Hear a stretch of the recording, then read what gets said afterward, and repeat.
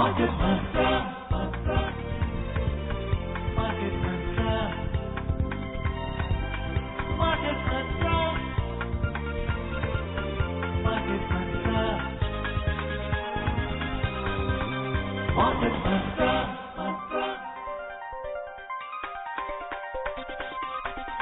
Market Mantra. Good evening and welcome to the Saturday edition of Market Mantra, in which we give you a complete update on the economic news of the day. Today we'll also be taking calls from you, our listeners, and any queries that you may have on business, economic and stock market matters. But do remember that we don't address stock or company specific queries. The numbers to call us on are 23314444, 23717106 or 23421050. And those of you who would be calling us from outside Delhi, please prefix 011. My name is Rajesh Lake, and with me is my co-anchor in Hindi, Harsh Ranjan. नमस्कार, हाजिर हैं market मंत्र के एक और ताजा अंक के साथ। इस कार्यक्रम में देश विदेश की आर्थिक खबरों का जायजा लेते हैं, साथ ही नजर डालते हैं प्रमुख अंतर्राष्ट्रीय शेयर बाजारों के चढ़ते उतरते ग्राफ पर। साथ ही बात करेंगे कैसा रहा इस सप्ताह का हमारा बॉम्बे स्टॉक एक्सचेंज और नेशनल स्टॉक एक्सचेंज। दिन शनिवार का है और आज के दिन हम अपने श्रोताओं को भी आमंत्रित करते हैं कि आप चाहें तो हमसे कोई भी सवाल पूछ सकते हैं शेयर मार्केट के बारे में या देश की वित्तीय व्यवस्था के बारे में, किसी भी फाइनेंशियल ट्रांजैक्शन के बारे में। आपके सवालों का जवाब देने के लिए हमने अपने स्टूडियो में खास तौर पर बुलाया है market expert, financial expert Yamini Agarwal को। यामिनी, आपका स्टूडियो में बहुत बहुत स्वागत है। धन्यवाद। वेलकम यामिनी। और 3 टेलीफोन लाइंस मैं बताना भूल गया, जिसे श्रोताओं के लिए मैं बता दूं कि हमने 3 लाइन भी खोल रखे हैं। आप फोन किस पे करेंगे? 23 31 44 44, 23 42 10 50 और 23 717 106। किसी भी नंबर पर फोन करें और अपने सवाल पूछें। शुरुआत करते हैं हेडलाइन से अंग्रेजी में। Domestic markets declined this week. Sensex dips 0.6%, Nifty down 0.9%. Google to invest $10 billion in India's digitization fund, Amazon to infuse another $15 billion.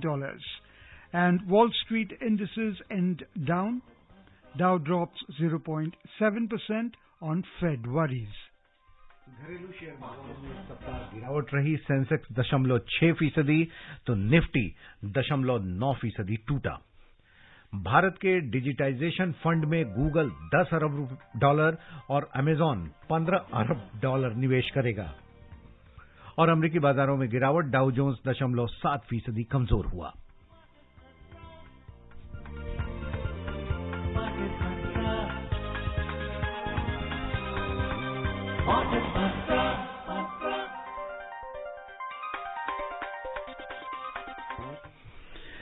Snapping 4 weeks of rising streak, domestic benchmark indices fell this week amid volatile global markets post hawkish commentary from Federal Reserve Chairman Jeremy Powell. The Sensex at the Bombay Stock Exchange declined 405 points or 0.6% during the week to end at 62,979 yesterday. The Nifty at the National Stock Exchange shed 161 points or 0.9% to settle at 18,666. Earlier during the week, the Sensex and the Nifty had logged their lifetime closing highs. In the broader market, the BSE Mid-Cap Index declined 1.2% and the Small Cap Index shed 1%. At the foreign exchange markets, the rupee lost 10 paise to close at 82.03 against the dollar yesterday. We have got 2 callers online, one from Delhi, the other from Bhilai. First, we go over to Bhilai and say hello to Ravi Narayan. A warm welcome, Ravi. Please go ahead and ask your question. Cut गया रवि का। जे सलूजा के पास चलना होगा, दिल्ली से जुड़े हुए हैं। सलूजा जी, बहुत बहुत स्वागत मार्केट मंत्रा में। अपने सवाल पूछ लें प्लीज। सलूजा जी का भी लाइन कट गया। So Yamini, let's talk about this, the Sensex, the weekly story, that synopsis that we gave. Hawkish stands by the Fed, and that too for the rates are going to be, hiked it is presumed. And also there has been a surprise rate hike by the Bank of England. So how will this have repercussions going forward in the Indian markets? Well, overall, the investors become cautious, and they would definitely like to again diversify their portfolios wherever there are more gains available. So there is likely to be, in case there is an increase in the interest rates, there might be switchovers to the US market. Similarly, since many of the central banks across the globe are looking for raising rates, primarily because they still have not been able to tame the inflation and would continue with that process, that will still cause a lot of challenge for many of the economies like India or others who have been able to ease out inflation in the past 2 months or so. इस पे और detail में बात करेंगे। यामिनी, फिलहाल चलते हैं किशोर के पास, मुंबई से जुड़े हुए हैं। किशोर, आपका स्वागत है। आप सवाल पूछ सकते हैं, प्लीज गो अहेड। मंत्र team, good evening madam. Good evening. Like USA, they had a limit for outstanding debt. I would like to know, is there any, what is the debt of India up to 31st March 2023, and also, if possible, maximum investment of India in any state of India? Thank you, madam. See, as far as outstanding debt is concerned, in terms of the overall positioning, it is about 80 to 85% or so. When we talk about the outstanding debt, we don't have a specific ruling to that, but we have the FRBM Act which is there, which puts up a fiscal responsibility on the proposers in terms of the budget that they can go for and what kind of a fiscal deficit that they can entail. So thereby also there is a certain amount of fiscal responsibility in terms of the internal and external debts that they can take. Primarily, it is also ensured that with governance, the debt is reduced to whatever level they can be brought about, but wherever the need be, they are given the requisite provisioning for increasing the debt. बिल्कुल, और आपने सही कहा कि भारत में इस तरीके का कोई डेट को लेकर कोई नियम, इस तरह कानून नहीं है, लेकिन अमेरिका में है। और अभी हमने पिछले कुछ समय में देखा भी था कि अमेरिका में ये काफी बढ़ गया था, जिसे वहां पर कंट्रोल में लाया गया। जे सलूजा हमारे अगले कॉलर हैं दिल्ली से। सलूजा जी, बहुत बहुत स्वागत, आपका सवाल पूछ सकते हैं। सलूजा जी, आप तक आवाज पहुंच रही है? शायद ये लाइन कट चुकी है। हम नंबर एक बार फिर से रिपीट करना चाहेंगे, शायद कोई एक लाइन ऐसी हो जो गड़बड़ हो। 23314444 23421050 ये नंबर है। 011 STD कोड के साथ ये नंबर लगाएं और सवाल पूछें अपने। रवि नारायण भिलाई से एक बार फिर से जुड़े हुए हैं। रवि, स्वागत है आपका। क्या कोई और सवाल छूट गया था आपसे? जी हाँ, मैं गुड इवनिंग मार्केट मित्रा को नमस्कार। और यामिनी जी से मैं जानना चाहता हूँ कि अभी आज का जो रिसेंट जो सिनेरियो है आज रशिया वर्सेस के कारण से जो इकोनॉमी पे इम्पैक्ट और खासकर अपने इंडिया के इकोनॉमी और मार्केट पे इम्पैक्ट के बारे में एक छोटा सा एनालिसिस चाहता हूँ। Thank you.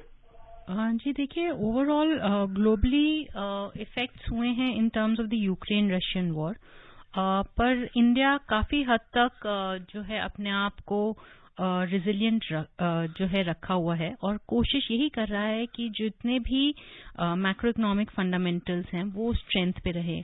जहां पे भी प्राइम मिनिस्टर मोदी की अभी विजिट है यूएस में, उसके तरफ अगर हम देखें तो हमें पता चलेगा कि कितनी इन्वेस्टमेंट्स हमारे यहाँ आ रही हैं, स्पेशली अमेजॉन और बहुत सारी और भी, गूगल की बात करें तो वो इन्वेस्टमेंट्स हमारे यहाँ आ रही हैं। साथ ही साथ ट्रेड के अंदर जो है जो स्टील एंड एल्यूमिनियम है उसके तरफ हमें एक्सपोर्ट्स ज्यादा मिल पा रहे हैं। अगर हम देखें तो मार्केट्स में क्योंकि रशिया यूक्रेन वॉर रह रही है उसकी वजह से काफी हद तक अनसर्टेनिटी है और इन्फ्लेशन की स्थिति भी बनी हुई है, चाहे वो ऑयल मार्केट्स को लेकर के हो या और सप्लाईज को लेकर के हो। पर क्योंकि भारत एक जो अपनी उसकी घरेलू व्यवस्था है वो काफी हद तक सुदृढ़ है, तो वो अपने आप में इतना सक्षम है कि एक 6.5% GDP ग्रोथ जो है अनुमानित कर रहा है अगले साल के लिए। From Delhi, we are joined in by Yogesh. A warm welcome, Yogesh. Please go ahead and ask your query. Hello, नमस्कार टू पूरी मार्केट मंत्रा की टीम को मेरा नमस्कार। नमस्कार।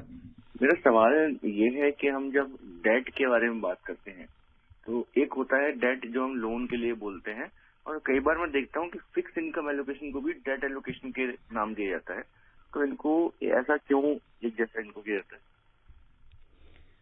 जी, फिक्स्ड इनकम एलोकेशंस को डेट नहीं माना जाता। या तो इंटरनल डेट्स होते हैं या एक्सटर्नल डेट्स होते हैं। डिपेंडिंग अपॉन डेट कहाँ से लिया जा रहा है, उन्हें इंटरनल और एक्सटर्नल डेट का नाम दिया जाता है।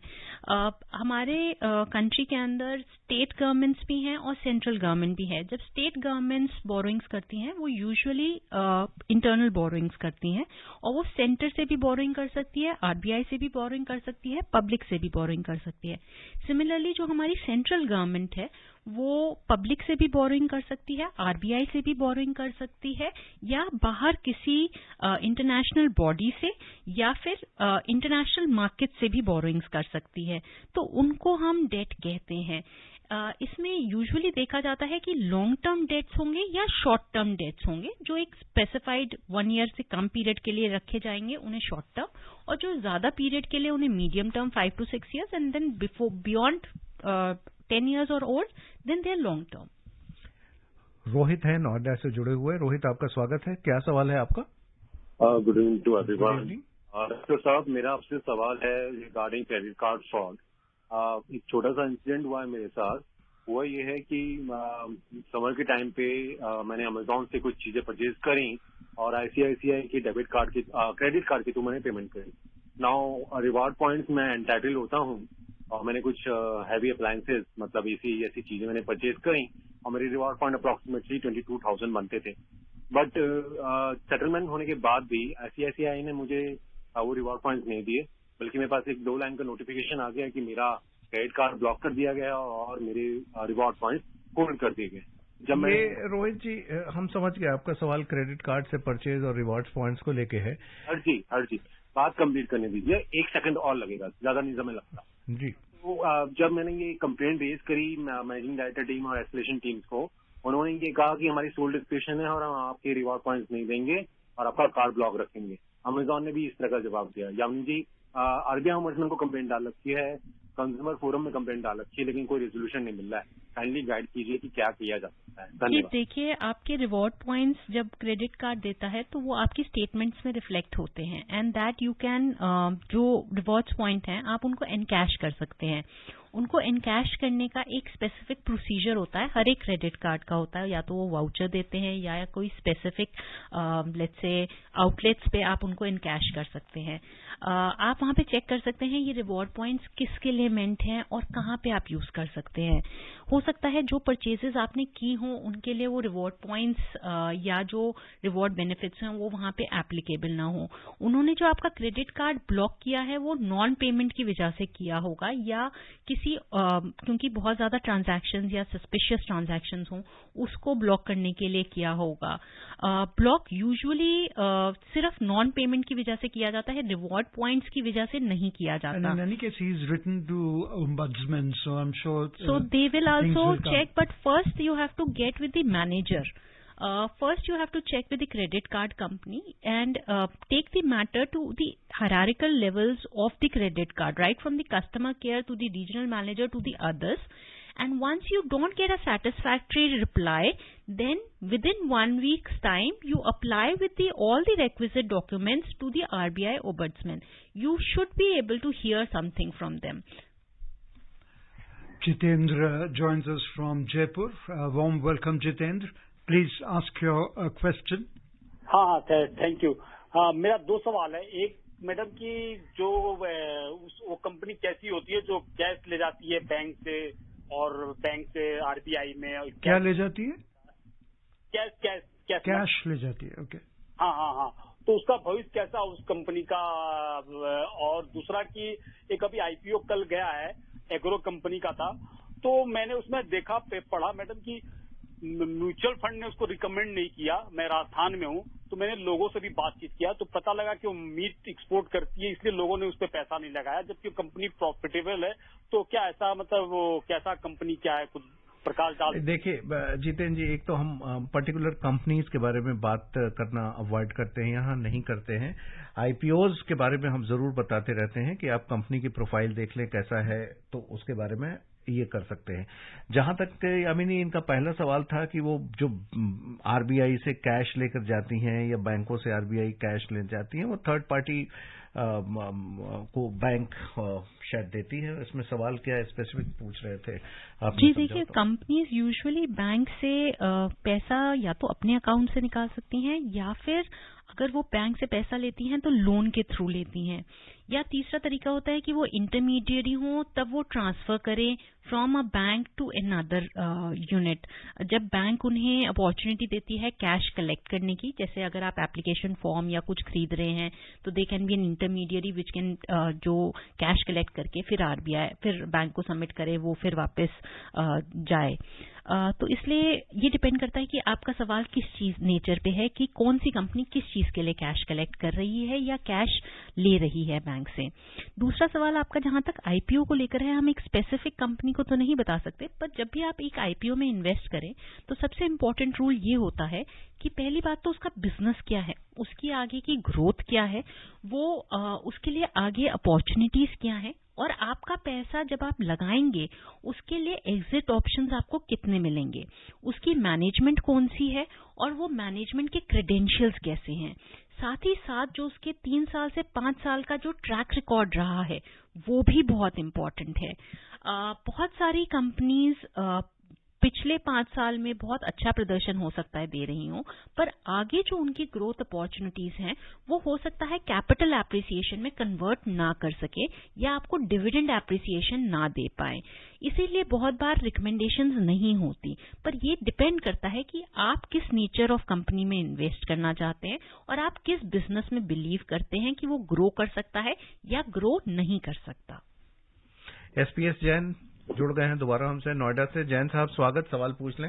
हाँ नमस्कार जी, यामिनी जी को भी नमस्कार जी। नमस्कार। अभी गोल्ड पिछले 15-20 रोज में 5 या 6% गिर गया है, और यूक्रेन वार का तो अभी कुछ पता नहीं लग रहा कितना चलेगा, तो आगे गोल्ड का क्या भविष्य है? जी देखिए, इन मोस्ट जब भी अनसर्टेन सर्कमस्टांसेस रहते हैं, गोल्ड एक बहुत ही पॉजिटिव इन्वेस्टमेंट रहती है लोगों की। लेकिन क्योंकि मार्केट्स भारत में खास तौर पर अगर आप देखें तो अच्छी नजरिए पे हैं, जबकि वैश्विक स्थिति इतनी बेहतर नहीं है। चाइना में स्लो डाउन की बात की गई है, वहां पे मॉनेटरी अकोमोडेशन की बात की गई है। अगर आप यूएस की मार्केट्स में भी बात करें तो वहां पे इंटरेस्ट रेट हाइक्स की बात की जा रही है, इन्फ्लेशन के चैलेंजेस की बात की जा रही है।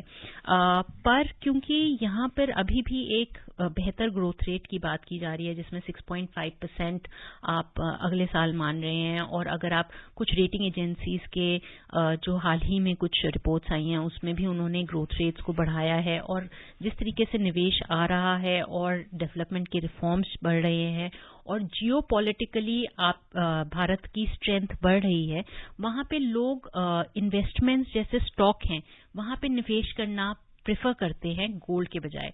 तो इस वजह से गोल्ड के जो प्रति आकर्षण है वो थोड़ा सा कम हो जाता है, पर फिर भी गोल्ड एक सेफ इन्वेस्टमेंट रहती है। और आजकल क्योंकि एक फिजिकल की जगह फाइनेंशियल इंस्ट्रूमेंट भी आ गया है, जैसे सोवरेन गोल्ड बॉन्ड्स हैं, वहां पे भी लोग निवेश करना पसंद करते हैं। Ratnakar joins us from Mumbai. Ratnakar, a warm welcome. What do you have to ask Yamini today? Hello, good evening sir. Good evening. मेरा सवाल है कि अभी मार्केट तो ऑल टाइम हाई है, तो ऐसे इसमें बैंक एफडी में समझो उसका रेट बढ़ गया है तो उधर इन्वेस्टमेंट करना अच्छा रहेगा क्या, ये सवाल है। और दूसरा सवाल है कि आने वाले समय में ऑयल सेक्टर और जो ट्रांसपोर्ट सेक्टर है उसमें इन्वेस्टमेंट करना कैसा रहेगा, ऑयल सेक्टर कैसा रहेगा? जी देखिए, एफडी में इन्वेस्ट करना या मार्केट में इन्वेस्ट करना ये आपके गोल्स और रिस्क एपेटाइट पे डिपेंड करेगा। अगर आप में रिस्क लेने की कैपेबिलिटी नहीं है या आपकी फाइनेंशियल पोजीशन ऐसी नहीं है कि आप जो प्रिंसिपल अमाउंट है उसको लूज कर सकते हैं, तो एफडी में इन्वेस्ट करना एक सेफ इन्वेस्टमेंट रहती है। ये भी माना जाता है कि जिन लोगों के पास पैसा होता है वो एफडी में हायर रेट्स पे या लोअर रेट्स पे इसलिए रखते हैं क्योंकि प्रिंसिपल अमाउंट ज्यादातर सेफ रहता है और एक पर्टिकुलर अमाउंट आपके पास हमेशा आता रहता है। अगर आप मार्केट में निवेश करना चाहते हैं और एक रिटेल इन्वेस्टर है तो उनके लिए फायदेमंद ये रहता है कि वो म्यूचुअल फंड के द्वारा जाएं, और म्यूचुअल फंड में भी बहुत सारे ऑप्शंस होते हैं जिसमें डेट ऑप्शन एक सेफेस्ट ऑप्शन रहता है, फिर आता है बैलेंस्ड और फिर आता है इक्विटी ओरिएंटेड या मार्केट ओरिएंटेड। तो उनके अंदर आप ऑप्शंस देख सकते हैं। अगर आप कॉन्फिडेंट हैं और आप ये जानते हैं कि कौन से स्टॉक्स अच्छा करेंगे और आप कंटिन्यूअसली स्टॉक्स को मॉनिटर कर रहे हैं और आप मार्केट के बारे में अच्छी जानकारी रखते हैं तो आप सीधा भी निवेश कर सकते हैं। दूसरा सवाल आपका था ऑयल और ट्रांसपोर्ट के लिए। ऑयल की मार्केट अभी भी, क्योंकि बहुत चीजें ऑयल पे डिपेंड करती हैं, काफी हद तक स्टेबल हैं और अच्छी हैं। और जहां तक ट्रांसपोर्ट की मार्केट है, क्योंकि ओवरऑल लॉजिस्टिक पोजीशंस काफी बेटर हो गई हैं, ट्रांसपोर्ट मार्केट में भी काफी हद तक इम्प्रूवमेंट्स आपको नजर आएंगी। Hari Chatterjee is with us from Kolkata. Hari, a warm welcome. Please ask what you have to from Yamini. Sir नमस्ते सर। नमस्ते। नमस्ते सर, मैं थोड़ा इन्वेस्ट करना चाहता हूँ म्यूचुअल फंड में। तो मैं गया था टाटा म्यूचुअल फंड में। अच्छा हरी, हमारा ना जो कल का प्रोग्राम है वो म्यूचुअल फंड्स पे होता है, तो आप कल हमें कॉल करें, आपके सवालों का जवाब उसमें दे दिया जाएगा। इसी नंबर पे सर? जी जी, इसी नंबर पे, इसी समय पे।